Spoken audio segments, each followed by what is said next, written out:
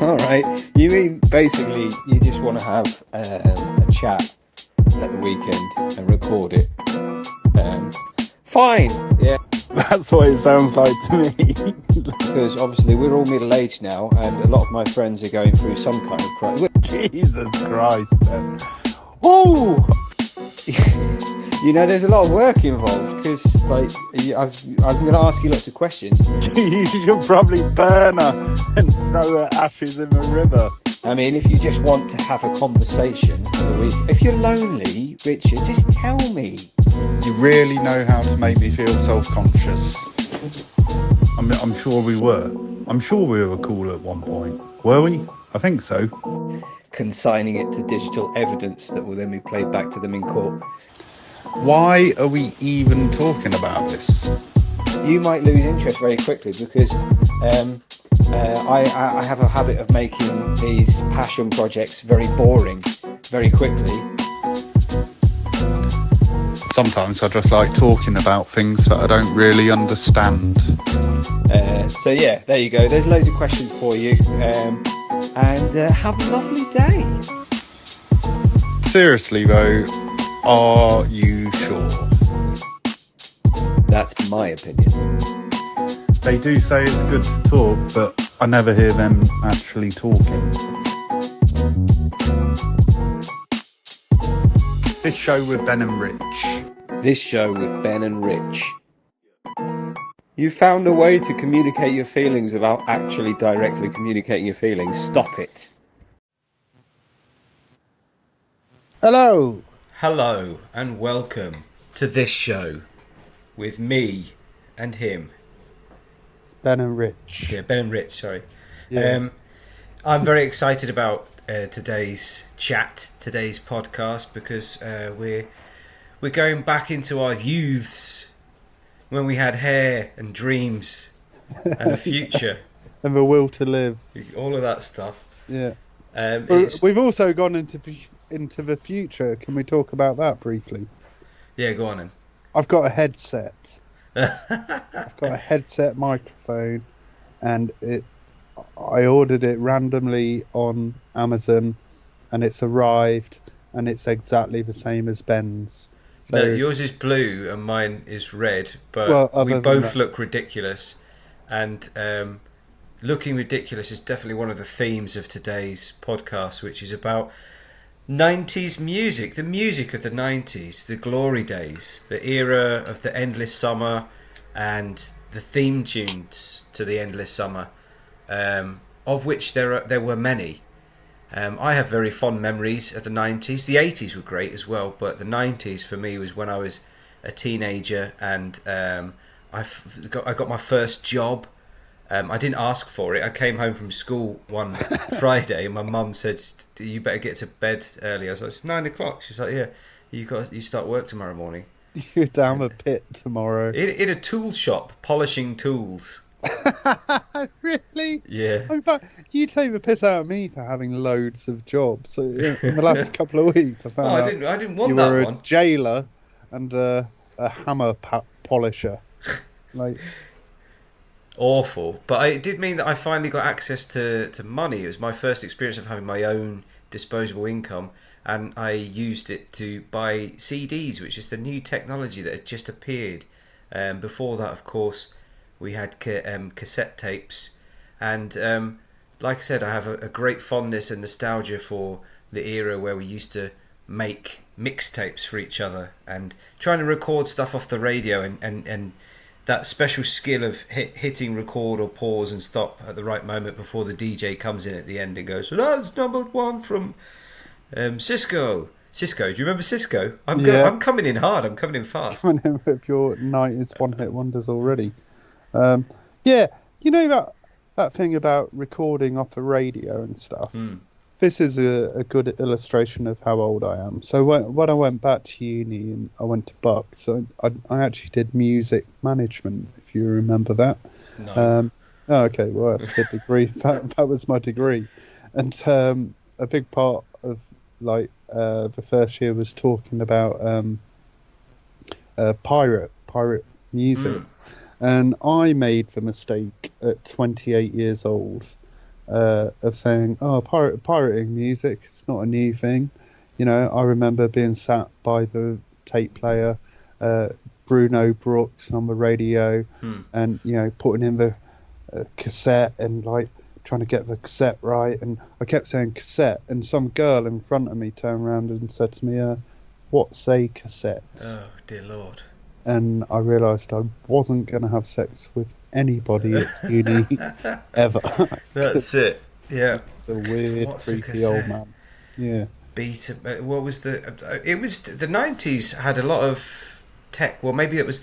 When did the mini disc arrive? Maybe that was at the early. That was later. Yeah, I had one of those when I had the pub. So that was way later. That was like the noughties, I think. But I think that's one of the themes that I wanted to discuss as a kind of intro to the 90s is the difference between the relationship that we had with music then versus now, and like tape, vinyl, all of that stuff. The music magazines, like everything was more tactile. I used to love like getting a CD and having the sleeve and the sometimes the lyrics, like liner notes, all of that, and with vinyl as well, because now I've gone back even further to collecting vinyl. You kind of interact with the music in a completely different way, and I think that streaming culture's changed that a lot, because now you don't actually buy the music, you don't physically own the music, you own the right to stream the music. That's it, isn't it? The physical format for music doesn't exist anymore. Well, I suppose it does a little bit now because vinyl's come back and that sort of thing. But yeah, like the CD was probably the last mass-produced physical thing, wasn't it? And then I suppose we all went to a iPod after that, didn't we?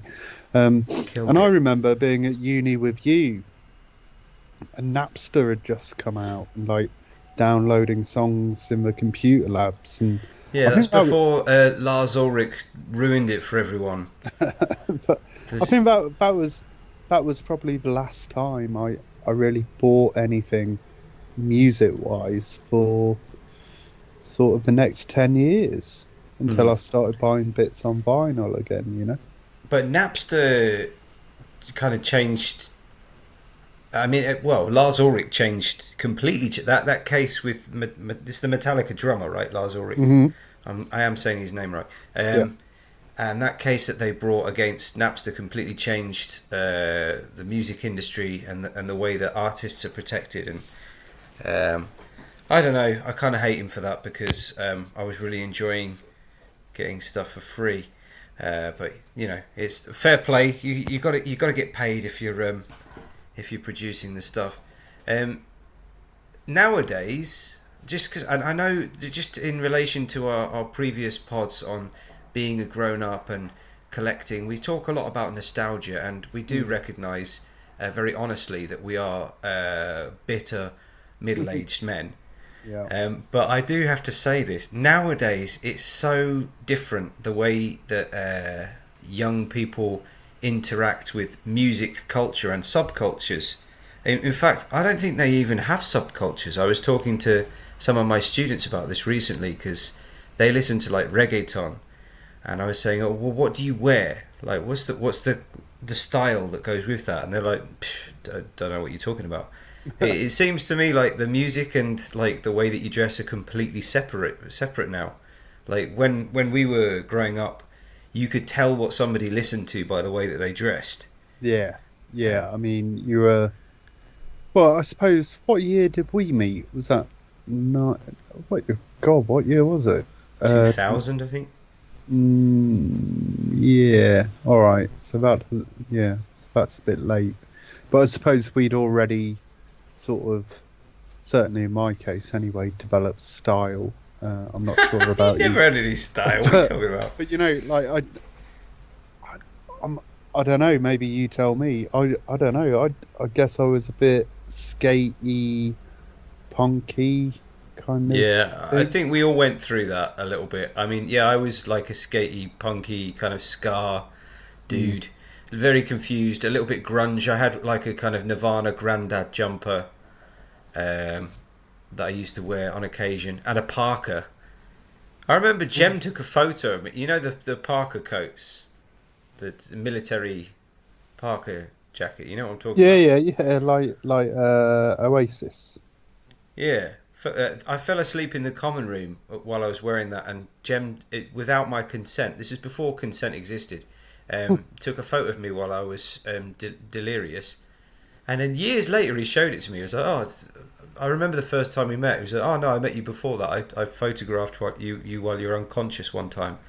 So how dare you? An invasion of my personal space.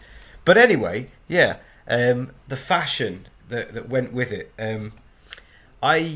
In the early 90s, before I really knew what I was doing, I used to listen to a bit of jungle and drum and bass and happy hardcore. Really?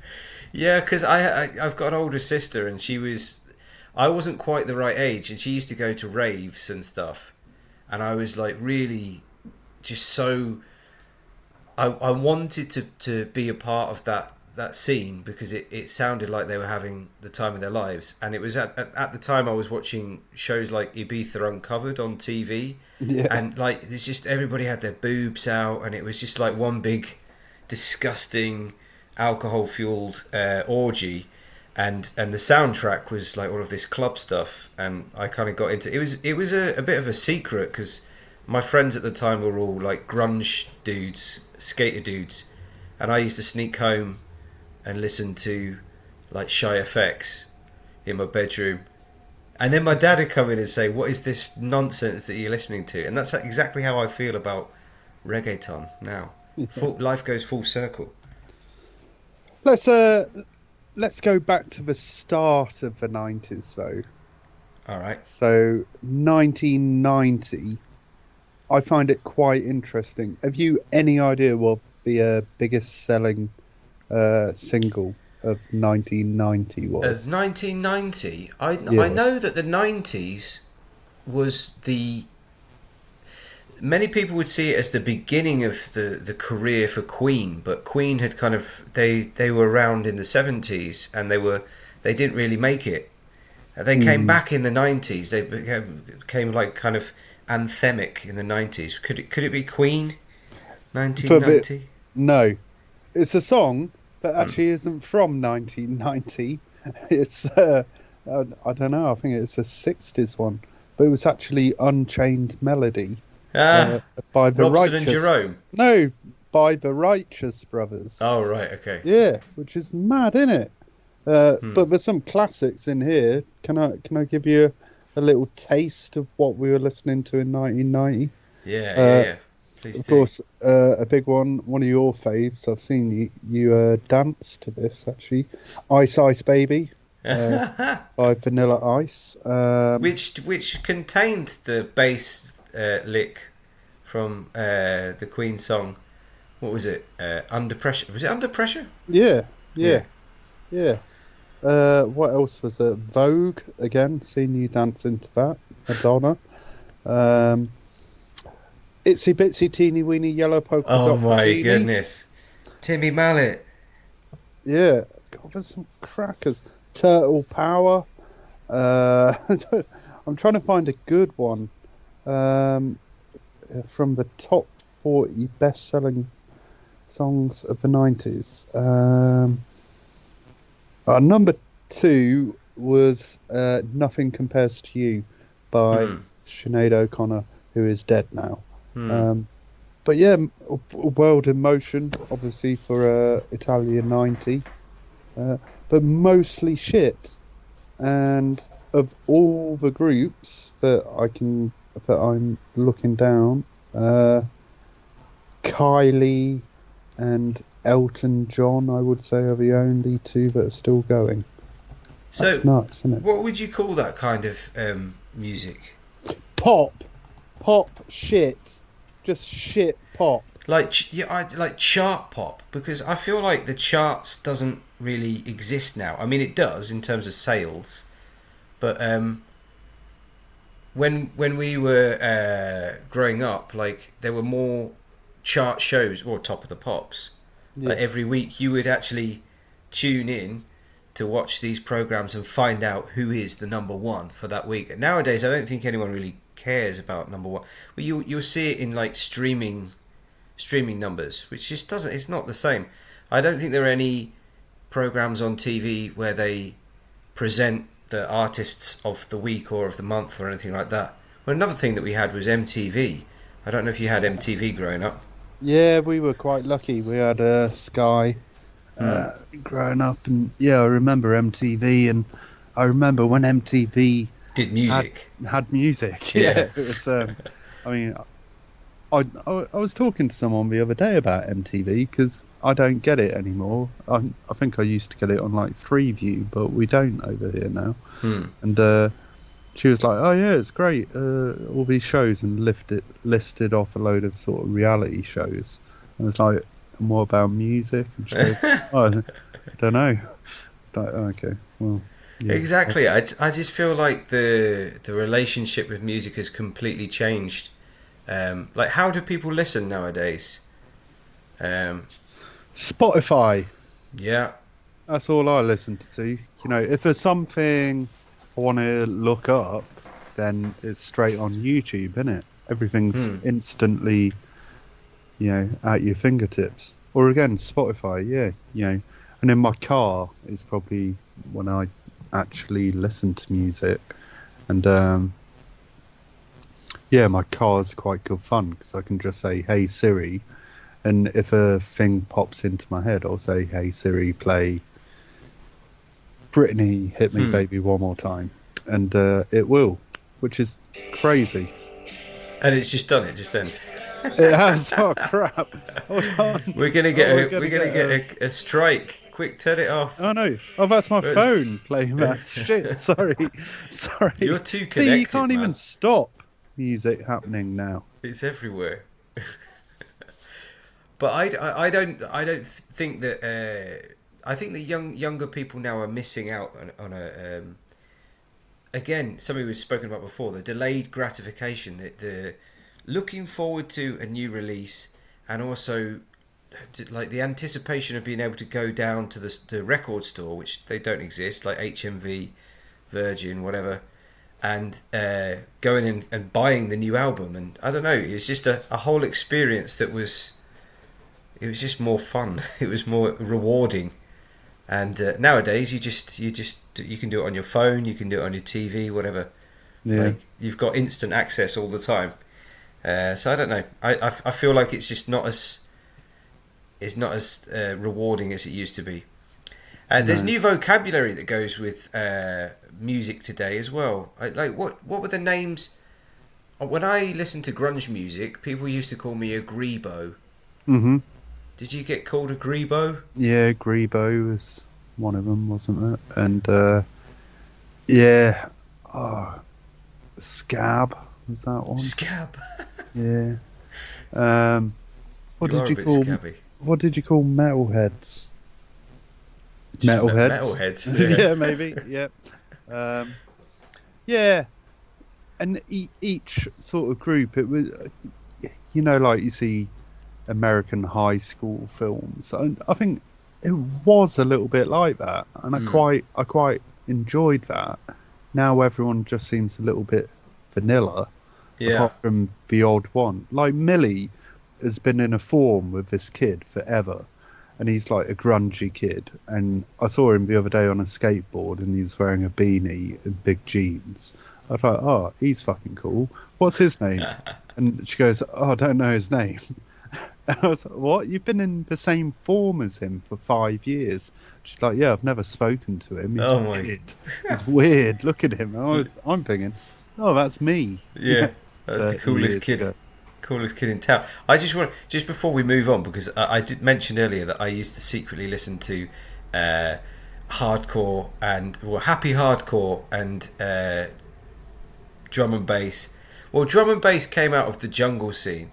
So I don't know if anyone I tried to explain this to a student recently that because they didn't know what it was, but jungle do you remember Shy FX original Nutter? Yeah, Jungle is massive. Yeah, and what else? I was trying to think. Lighter by was it DJ SS? I think. No, I was never, I was never big into that. I do remember the big sort of plastic A4. Oh, Stussy. Yeah, these like Stussy and Spliffy jeans. I used to get these knockoff versions from down the market, Yeah. and they're just like these huge. Like the whole fashion at that time was to wear really, really baggy jeans, Bro, which I'm is wearing a pair of big baggy jeans now. I'm bringing them back. I'm literally bringing them back. But now I have to go on like fucking eBay and stuff to get them. yeah. I love them. I think this was part. This was like a exported from America. This is like a weird fusion culture from because the big jeans things comes from like somebody. I saw this explained in a video. Maybe this isn't 100% true, but people used to have baggy clothes because that meant you had a bigger brother, and like a lot of families, they would pass the clothes down to the next kid. So if you had like big baggy jeans, it meant don't mess with me because my brother's huge, and that got exported because it's not practical, is it? There's nothing practical about walking around with your ass hanging out. No. Have you ever tried to run in a pair of those? Well, I'm literally still doing it, Ben. My goodness, you need to listen to our episode on how to be a grown-up. That's absolutely outrageous. Yeah, maybe. Yeah, that whole clothing sort of thing. Everyone had a record bag for a while as well. Yeah. Remember those? Yeah. Kind of impractical, but everyone seemed to have them. Yeah, that happy hardcore scene. I remember a lot of flyers. I remember like going to record shops and getting flyers. And I've just sent you what I was talking about. I don't know if you can pull that up, but these massive collections of cassette tapes in big plastic boxes. They were mental, and the artwork was always kind of alien but a little bit sexual. Yeah, hang on. I've actually got one there. I've got one of the posters from Dreamscape.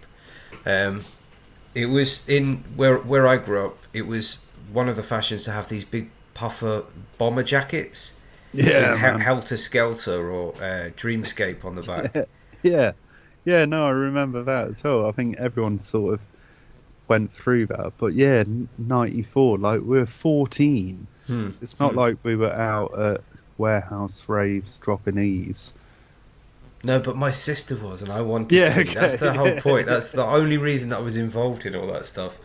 How much older is your sister than you? She's 4 years older than me. Okay, same as mine. Same as mine, yeah. So my sister, though, she was more sort of Guns N' Roses. Violin, classical music. No, she was like GNR and like Metallica and Iron Maiden. And then grunge happened, didn't it? So she got more into that, really. Grunge. Let's have a chat about grunge. Well, I was going to say it was hair bands forever, wasn't it? It was hair, like Guns N' Roses and who's Nikki Sixx? What's those guys? Girls. Motley Crue. Yeah. And then all of a sudden, well, I suppose Nirvana got. I love this because you. Kurt Cobain. Yeah. Brilliant. But yeah, so Nirvana got together in '87, I think, but didn't really get big until 1990. And the other guy, that's Eddie Vedder, isn't it? Pearl Jam. Yeah. So, well, 1990 was Nevermind, I think, wasn't it? Yeah, it must have been.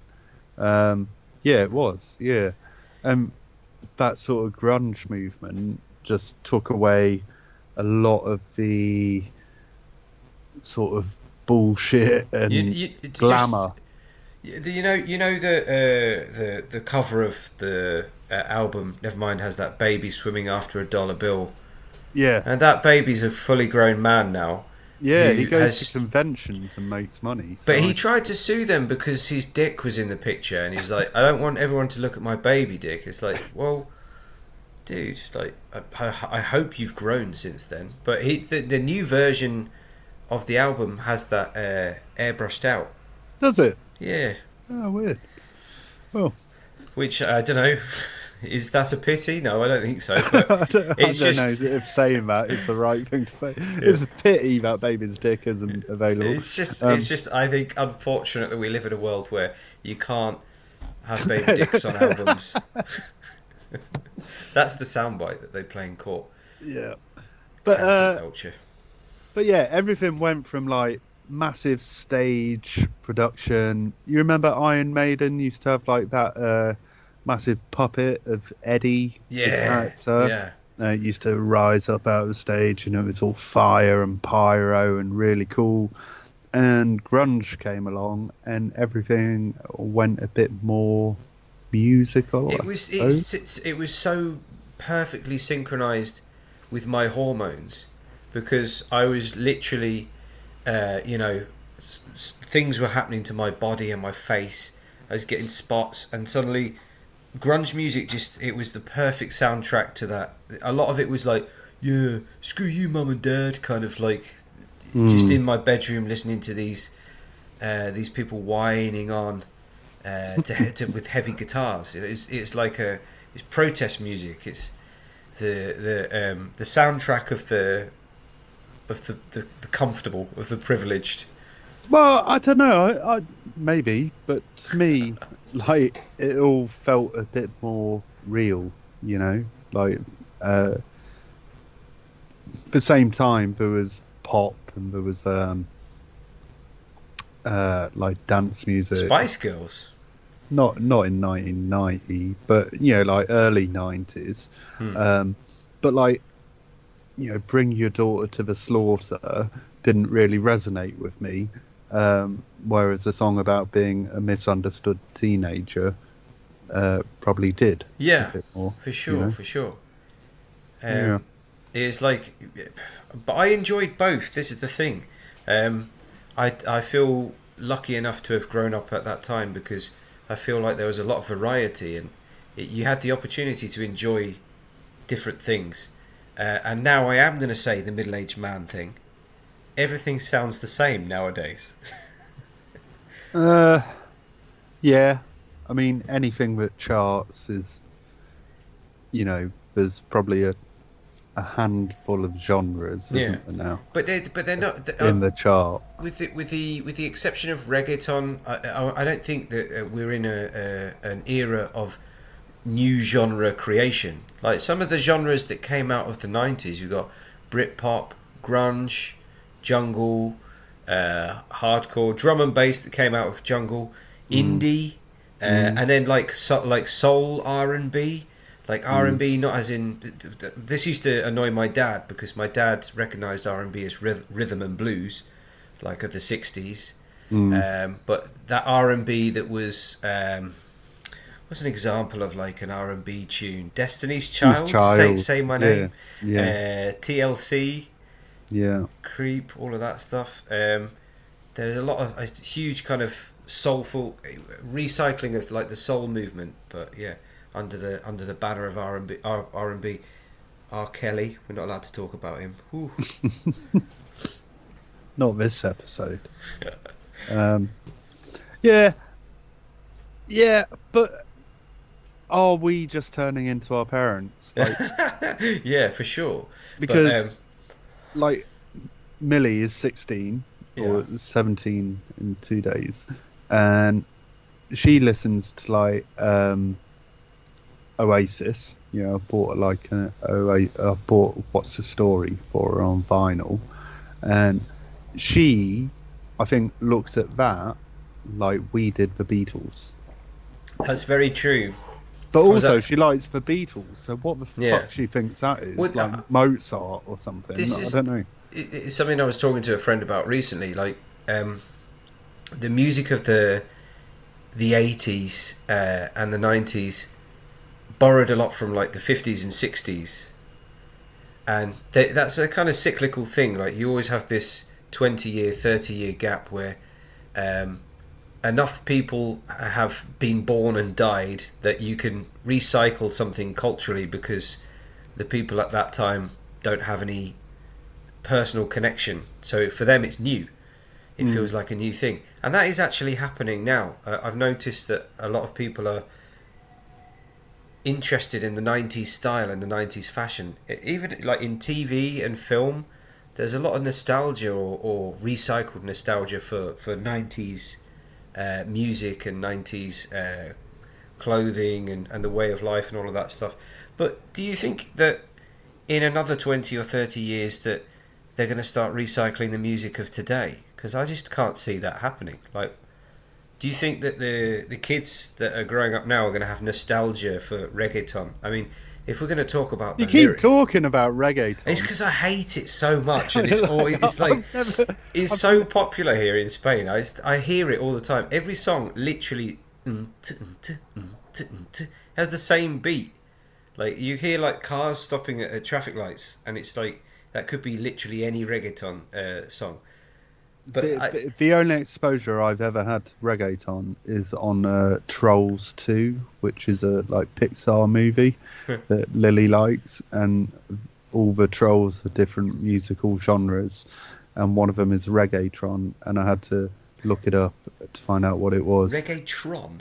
Or reggaeton, whatever you're calling it. I don't even know. It's like robotic music. But they were quite nice trolls, so I've nothing against it. But it's awful. Like if you actually, a lot of the time you can't understand what they're saying because there's this style of singing that is like through clenched teeth, or like mumble rap almost like. But if you actually do listen to the lyrics, which are usually in Spanish, oh my god, man! Like I suppose people listening in England, if they don't speak Spanish, they might try and sing along. But it is some of the worst, like the misogyny, the way they talk about women is like it really is quite gross. But that got me thinking again. Maybe I'm just a miserable old fart, which I am to some extent. So I looked into some of the lyrics of from our era. Oh yes. Wow. I don't think I will give reggaeton a break.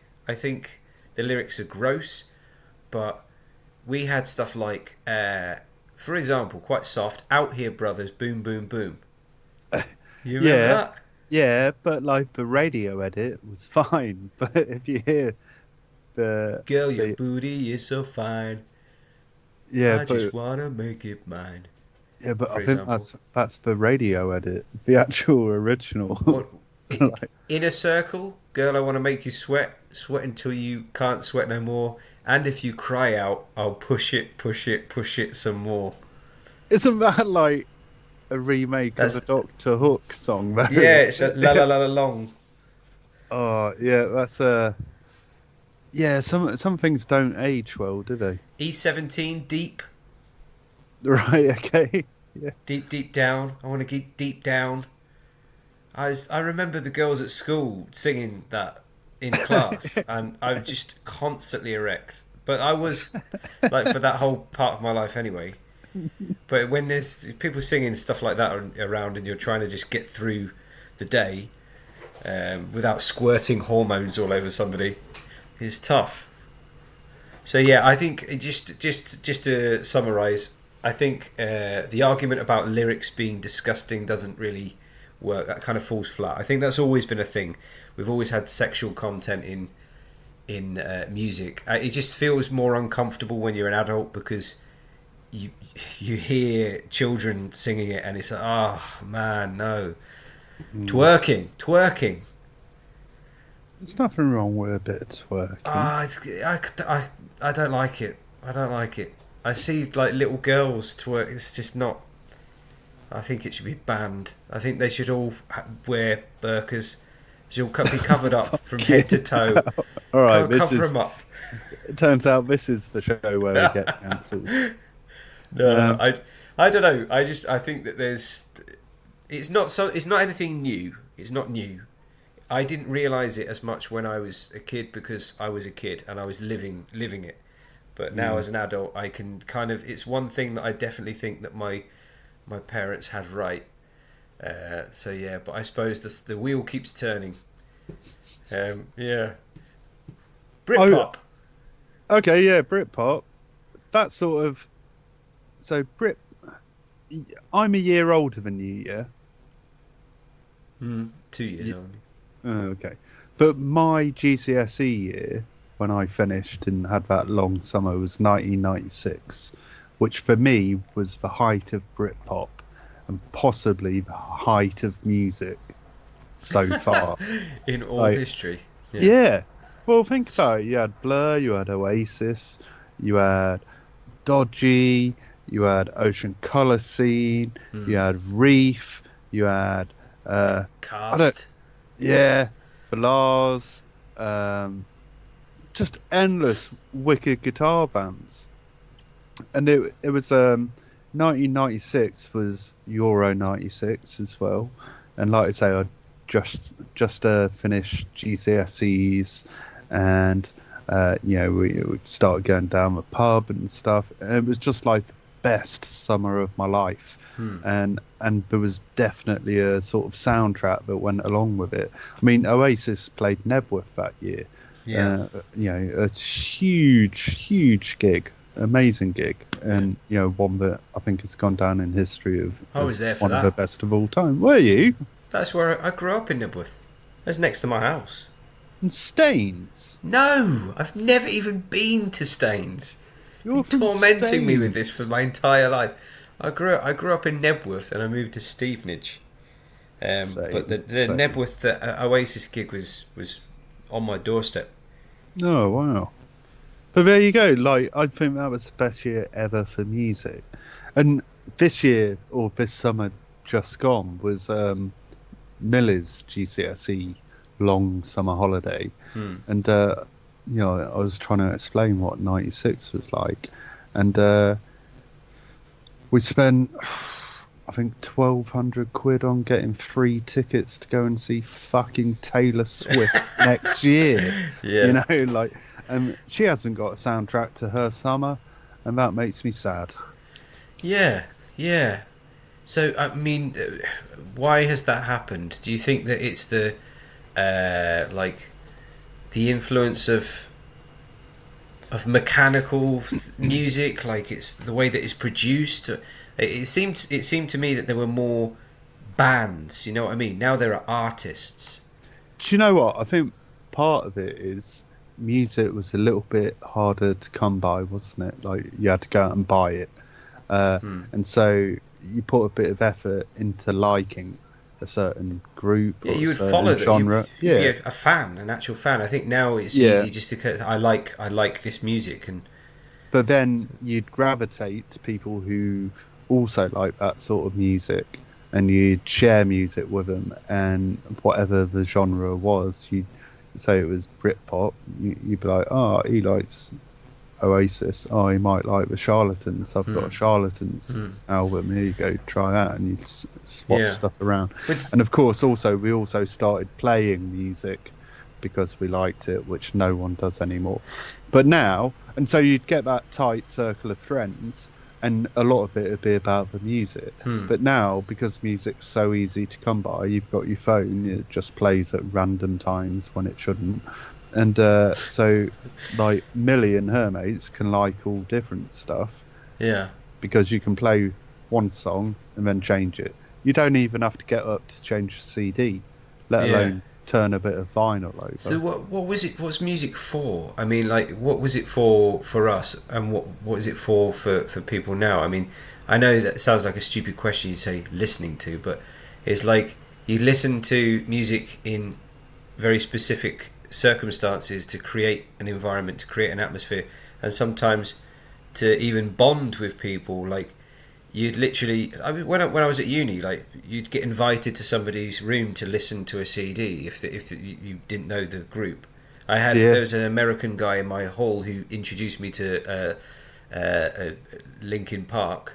I'd never heard them before, because I was talking to him about, I like skate music, and I was like, you've never heard of Linkin Park? And we went and sat in his room and obviously smoked some substances, and listen to Linkin Park for the first time, and it was a bonding experience. I don't think that people say, "Hey, do you want to come to my room and listen to Taylor Swift?" I don't think that's ever happened ever anywhere in the world. I think it's a more solo thing now. Like I know, like Millie, she's the biggest Swiftie, that's what they call them, in the world, and and Taylor Swift is dead clever at releasing stuff and marketing herself. You've got to give her that. But like, yeah, Millie will stay up till 3 a.m. for something that's being released on Spotify. You know. Yeah. But she won't do that with friends, I don't think. But it's the subculture. It just doesn't really exist. I mean, I get like the Swifties are just loyal fans of an artist, but before Britpop, we had like Manchester. You know, that whole movement that brought like a city to life. Like the whole, they were thriving on that.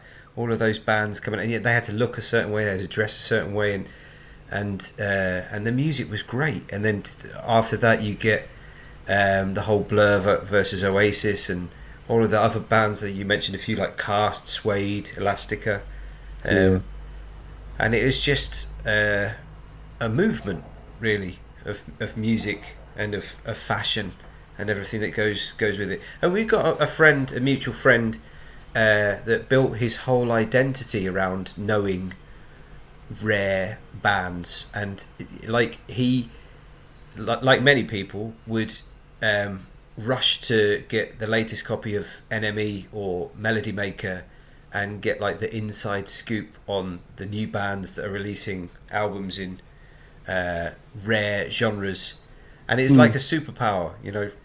Nobody really cared though. It never got him laid. It probably did. It probably did. Actually, yeah, it did actually, because I have memories, but yeah, you can't do that nowadays. Imagine, can you get well, information's at your fingertips, isn't it? You know, you don't have to go out and search for it like he did. Have I told you my dad worked at NME? No. Yeah, in the 60s when he was at Leeds Uni. And he also went to the Who live at 66 with NME. It's a lot less cool when I tell you what he did for NME. He worked a night shift on the printer. So he wasn't like a photographer or anything. I think you could still pick up chicks with that. Yeah, Mum was all over that. Yeah. That's how they met. I nearly said something. Glad I didn't. Yeah, keep it to yourself. Let's gloss over that. But yeah, I think Manchester was massive, but that sort of died in the really early 90s. But I think a lot of Britpop probably sort of came out of that, didn't it? You know? Yeah. I mean, but these are this is the cycle. This is the machine, the music machine, because Manchester was recycling a lot of music from the 60s. Yeah. They kind of skipped over the 70s. The 70s was quite isolated. It was kind of standalone. What did you get out of them? Like metal music came out of the 70s. Yeah, it was just rock and roll turned up to 11, wasn't it? Bit of distortion. Yeah, thrash. Yeah. All of that stuff. It's an interesting movement though, the metal, because it was predominantly the groups of lads from industrial cities around England. A lot of people globally that have encountered either on TV or musically Ozzy Osbourne would never know that he was Brummie. That like came up through. He was working in a factory. You know, I remember seeing an interview with him where the first paycheck he ever got, he bought his first ever deodorant. He bought some Brute, and it was like a luxury item for him. I like those stories of all of these. Well, some of the biggest metal bands in history come from Birmingham and those industrial towns. But anyway, the 90s was influenced by all of that. We recycled it. What else do we have? Indie. Is there a difference between indie and Britpop? Well, I think indie was you were meant to be on an independent label, weren't you? Yeah. Originally, but then probably the big labels, Sony, Epic, all those, BMG, cottoned on that it was really popular, and so just signed all the bands from the indie labels. I don't know, very similar to Britpop, I'd have thought, really. We probably should have Craig on to tell us what nonsense we're speaking. But he, I think it's meant to be an indie label, but whether it actually was. Well, I mean, indie started off in like the 70s to the 80s, and it was independent labels like Rough Trade and Factory. Factory was a 90s indie label. Rough Trade's still going. Yeah. It's in Nottingham. I go past it most days. But I feel like that it's independent label and indie are kind of separate, because like the indie style is, what would you say, like Blur and Oasis. A lot of Britpop I would say is also it's indie style, indie sound. But I think the 90s was also very much a mix of guitar bands and really commercial dance music.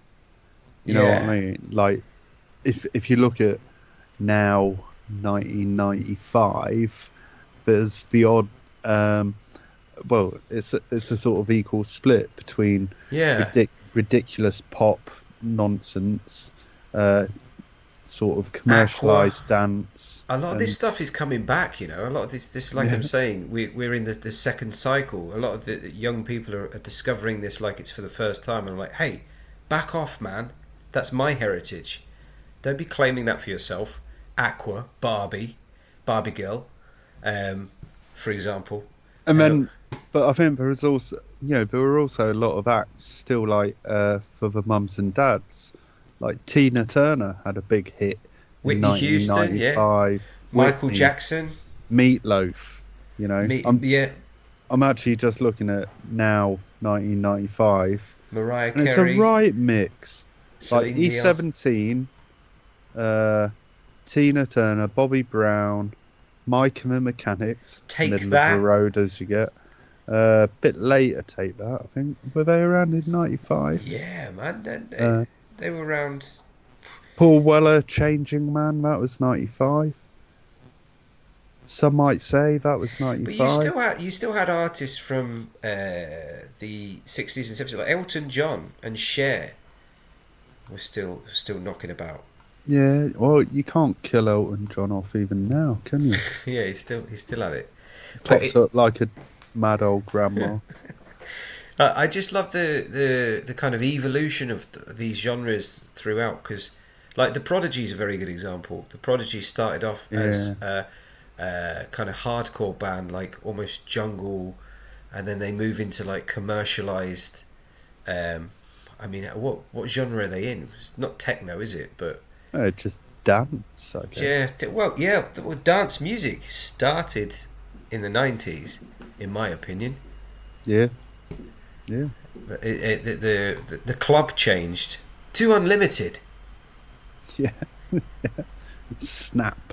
Oh no, that was 80s, I think. No, Snap was 90s. They had. Was it? Rhythm is that's one of my favourite lines. I'm as serious as cancer when you know rhythm is a dancer. If you've got a southern accent like me, you've got to say it properly. But I think also like sort of mid-90s or a bit later, 96, 97, 98, all like the Ibiza club anthems. Like, do you remember Born Slippy, Underworld? And they were still playing that when we were at uni together, like in all the clubs, weren't they? And then, of course, sort of 97 was probably the year of the boy band, wasn't it? Then you started getting like Boyzone were about Blackstreet. 97 was also actually. Am I telling it? No, 96. Sorry, would have been the birth of the Spice Girls with Wannabe. So that's their first single, wasn't it? So girl bands were coming out. it was a real mix, wasn't it? There was some good music, but also there was a load of shit. Do you remember that club in Leeds, Heaven and Hell? Yeah. Yeah. I always went to Heaven because it was like cheesy I can't pop believe they nonsense. let you in. And I imagine you always went to Hell. I was in Hell, yeah. It was like dance music and hardcore, and I just couldn't be bothered with it. It didn't matter where you went in that place, you were always going to stick to the floor. Yeah, okay, yeah. Sambuca. Oh, the good old days. Kind of. But yeah, no, you're right. This commercialized pop, commercialized dance music. Interesting the boy bands and the girl groups, Spice Girls and what was it? You had these really dodgy kind of knockoffs because they were the internationally recognized boy bands. Like, what's an internationally recognized boy band? Do you think? Boys to Men. Was that one Backstreet Boys, for example? Oh yeah, NSYNC. We got in the 90s the advent of the talent show, and a lot of boy bands came out of those talent shows, those early talent shows, like Five. They weren't a talent show. They were brilliant. No, but they were. Where were they from? Ireland? Were they Irish, or am I thinking of who am I thinking of? Boyzone, yeah. Yeah. No, Five were like London boys, I think. Oh no, they were like a mix. They were put together. I think you're thinking like the first band off one of those pop shows. Yeah. Was Pop Stars, and that was Hearsay. Yeah. I remember them well because I did the sticker book for that in one of my first jobs. But that was post 90s. And I did my one of my uni projects with Kimberly Walsh. Oh yeah, she was in my course. She was on my course before she got famous. She wasn't in Hearsay. What was the girl group? I can't remember, but they were off. Not Little Mix, the one before that. Yeah. They were off Pop Stars. Had Cheryl Cole in it. Yeah. Yeah, nuts. I forgot she was at uni. She did absolutely nothing. She was useless. Gorgeous. Yeah. No, she had a little clique. She had a little group of carbon copies that used to like click around the campus. Like, it's like you're trying to go to an English lecture and it was when the girls used to paint themselves brown for some reason. You know, like the fake tat, like it's so bad, like orange fake tan. And if you go into our main bathroom at my house, man, you'll come out orange whether you want to or not. Is it just in the air? Everything you touch, it's disgusting. Yeah. So I think like every decade, it's a mixture of good stuff and shit stuff, isn't it? Can we play my game? Yeah, for sure. Is this your one-hit wonder that you've been planning? Yeah. So okay. I'm going to give you a title of a song. Right. And you've got to see if you can remember who performed it. I won't say wrote it, because I doubt any of these people actually wrote anything. So the first one would be... I can give you some clues if you can't get it, but Would I Lie to You? Would I lie to you? Wasn't that Simply Red? No. It was Charles and Eddie. You know the song, though. Yeah. Charles and Eddie, they wrote it in 1992. A couple of American guys. And they kept going until 1997 and then gave up on their dreams. And probably sad story. I have absolutely no idea. What year was it? That was 92. It was 92. Charles and Eddie. Yeah. It was Charles and Eddie. Yes. Okay. Yeah. So all right, you'll get this one. I bet you'll get this one because I think this is like early grunge in a way. So the title of the song is Crash Test Dummies. Yeah. They were good. That was a good song. They were good, actually. It's the only thing we ever did, though. Number 2 it got to. in the UK in '95. Once there was a girl who that guy's voice was liquid chocolate. Yeah, it was odd looking though. Yeah, maybe It that's looked why a they bit didn't like make it. Meatloaf's son. Um, all right, what else have we got here? Spaceman. Spaceman. Babylon Zoo. Yes. Any idea of the year? I would have said about 94. No, it was 96. Was it? And it was famous because it was on a Levi's Ad, yeah. advert. But it's the sped up part that is literally like Yeah, 10 seconds off the end. Shit. The rest of the song is awful. I had it. I had the single. The B-side was all right. I don't remember a B-side. Oh, this is one you'll know because they were playing this when we were at uni. Everybody's free to wear sunscreen. Ah, I can't remember the name of the artist. No. Also directed Romeo and Juliet. That hasn't helped me at all. Baz Luhrmann. Yeah, that guy. Yeah, that was a weird song, wasn't it? Because it was just a man talking about. Well, it was supposed to be. Supposed to be an address to the class of 90 whatever, and it was advice. If I could give you any advice, it was supposed to be he's advising the graduates. I don't know if it was from a film or something, or it was supposed to be like a play on. That has for some reason just made me think of a tune, Little Fluffy Clouds. Is that in your list? No. Do you remember that? No. Oh, okay. Forget about it. That up. You made that one up. Little Fluffy Clouds. How bizarre. Man. What's the name of that group? Got to number 5 in the UK in 1995. I know the song. Ooh, baby, you're making me crazy. Yeah, it was OMC. OMC, yeah. The founder, Phil Fumana, died of a heart attack in 2005, aged just 41. Oh. While the singer, Paulie Fumana, I assume they were related, or maybe a husband and wife, died 5 years later. So they're all dead. That makes me feel a bit old. Thanks for that. By the way, Little Fluffy Clouds was a song by The Orb. Oh. Yeah. Yep, don't remember that. This is one we listened to in the car. Bitch. We were listening to this today, and I was like, Meredith.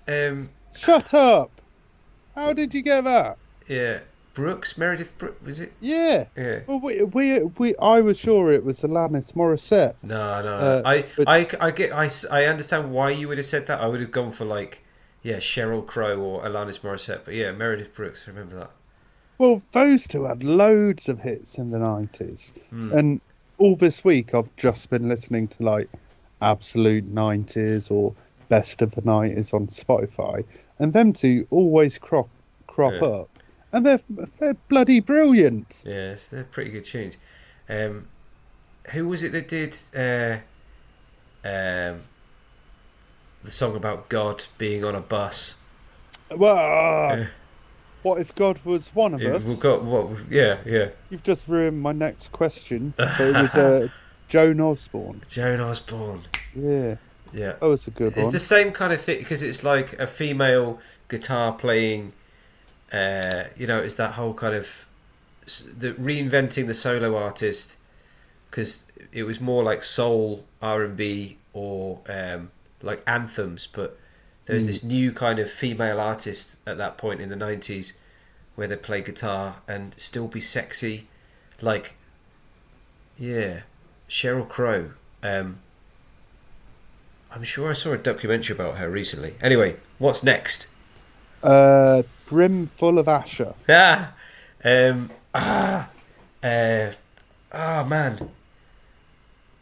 I've got that on vinyl. Really? Yeah. Oh man, I can't remember the name of the artist. No, you're gonna have to tell me. Corner Shop, obviously. Yeah. But actually, it was made better by Norman Cook in a remix, and it was a remix that did well.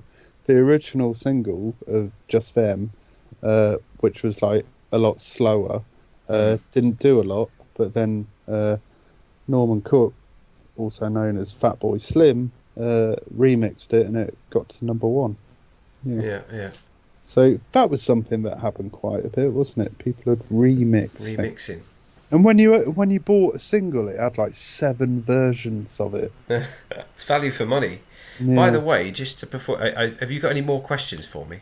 I got one more. Right, before you ask the next question, my first CD, my first ever CD that I bought was Ugly Kid Joe single.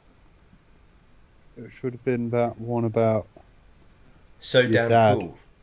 Oh, no, okay, I'm thinking of something else. And the B-side was Panhandling Prince live, which was really good. And it was a picture disc.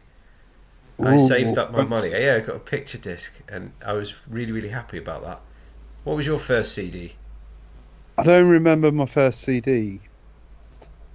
I know what my first albums were, but I think they were probably bought in '89, and I'd rather not say. I remember. Pet Shop Boys. If you really want to know, there were 2 albums, both on vinyl, both with what I thought at the time were very good-looking girls on them. The first was Kylie by Kylie, which had the classics, Locomotion and... I'm not going to criticise you for that because it was a bloody good album. Okay, and the second one, which I bought on the same day at the same time, was, of course, Bad by Michael Jackson, who I thought was a good-looking girl on the front of that album. Oh dear. For up until quite recently. The Confuser. I do remember buying Cotton Eye Joe on CD. That must have been around 94. Where did it come from? Woolworths. Where did it go? You dick. Woolworths. Oh my goodness. If you're talking about vinyl, my first ever vinyl was wait. You're gonna make something up now. Something really cool. No. It was never mind. It wasn't. It would have been something shit. It was like the Smurfs. Don't lie. Yeah, it was We're Late by Pinky and Perky. Oh, okay, that makes me feel way better about it. It was just 2 pigs singing. I used to listen to it on my dance set, which I inherited from my dad. Nice. Yeah. Anyway, hit me with your last one-hit wonder. There She Goes. I know this. I absolutely. There she goes again. No. Oh God. I can't find it. It's lost in my brain. I wanted to say Cast, which is wrong. Then I wanted to say similar. Oh man.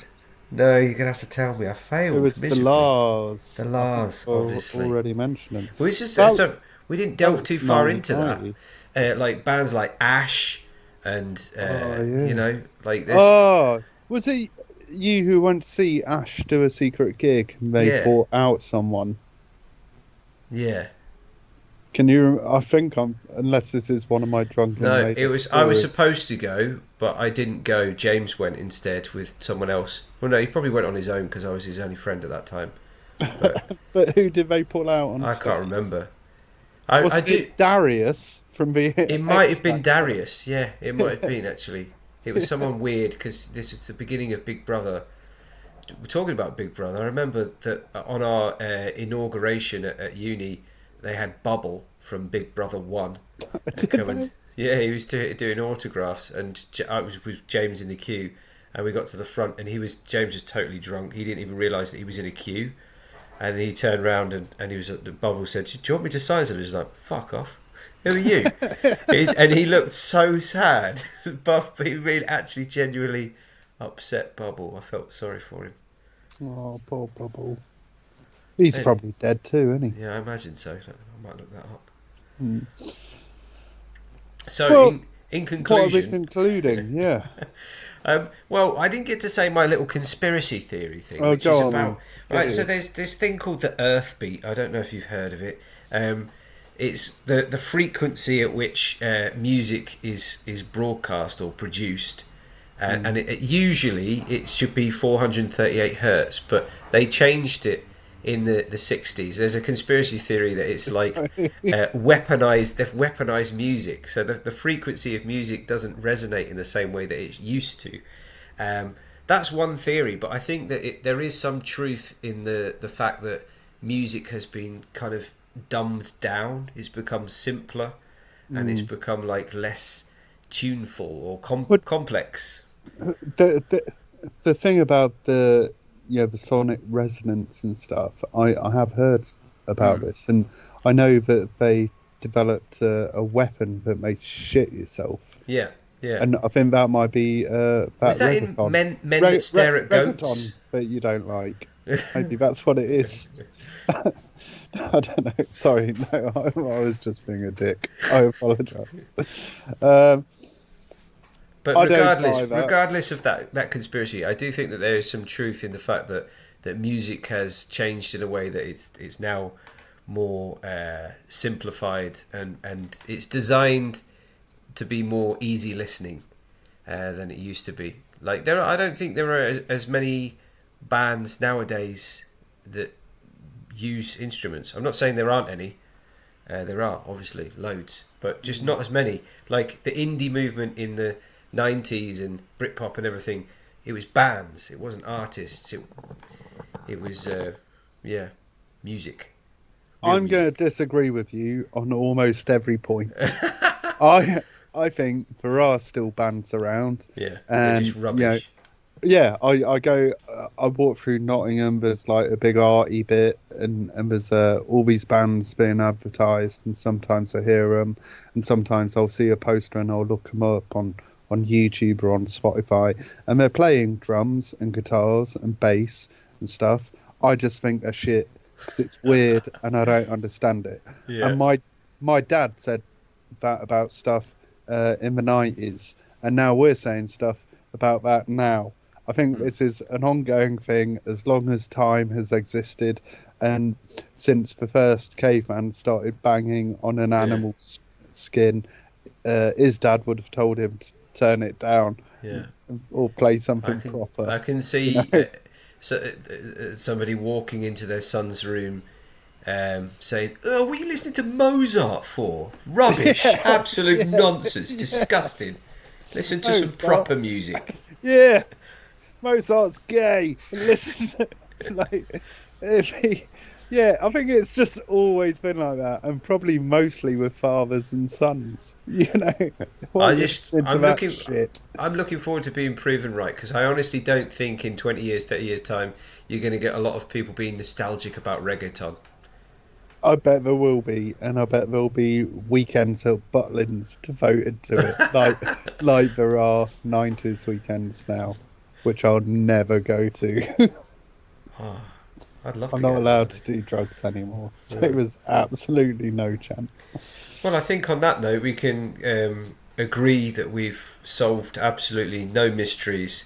Once again, we just exposed the fact that we are rapidly aging, and the world around us is changing while we stay the same. Yeah, and I'm happy about that. I'm fine with it. It's fine.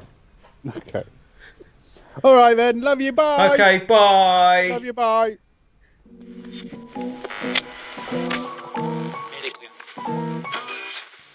All right. You mean basically you just want to have a chat at the weekend and record it? Fine. Yeah. That's what it sounds like to me. Because obviously we're all middle-aged now, and a lot of my friends are going through some kind of crisis. Jesus Christ, man. Oh! There's a lot of work involved, because I'm going to ask you lots of questions.